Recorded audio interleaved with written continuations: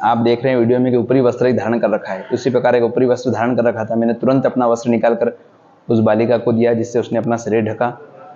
फिर मैंने अपना वाहन रोक करके वहीं स्पॉट पर खड़े होकर के तुरंत ही उस बालिका से पूछा कि तुम्हारी दुर्दशा किसने की है।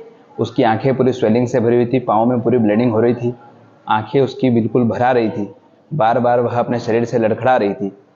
मेरी आंखों से देखा नहीं गया। मैंने उससे पूछा कि बहन, आपकी ये हालत किसने करी है और कौन है, तुम्हारे माता पिता कहाँ है, तुम यहाँ किसके साथ आई हो, कब से इस क्षेत्र में हो।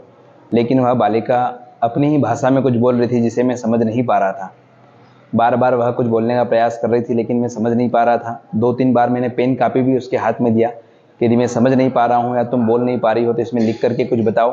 यदि अपने माता पिता का मोबाइल नंबर जानती हो तो मेरे मोबाइल का मैंने कीपैड निकाल करके दिया कि इस पर लगा करके बात करो, या आप पेन डायरी में लिख करके मुझे बताओ।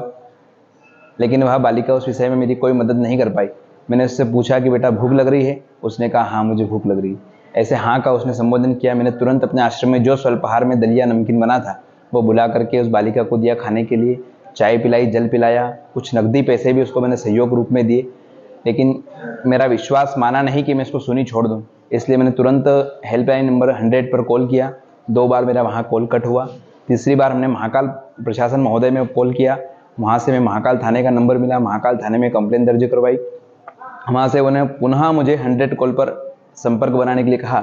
100 कॉल पर किया, वहाँ से पुलिस की गाड़ी करीब 20 मिनट की में मेरे पास पहुँची। उस बालिका को मैंने पुलिस प्रशासन के हवाले सुपुर्द किया ताकि आज वह बालिका सुरक्षित है। जी,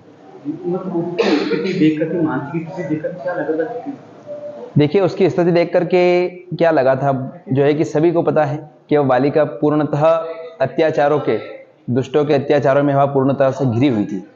लगता है कि भगवान की कृपा से उसका शरीर बचा है, कहीं ना कहीं उसका कोई पुण्य आड़े आया, क्योंकि दुष्टों ने तो लगता है कि उसको मारने की भी साजिश रची होगी। जिस प्रकार से उसका चेहरा देखा जा रहा था कि बालिका कहीं से बहुत दूर से भग करके हमारे पास पहुंची है, तो उस विषय को हम लोग बता नहीं सकते अपनी आंखों, अपने मुंह से कि उस बालिका के साथ में उन लोगों ने क्या अत्याचार किया था।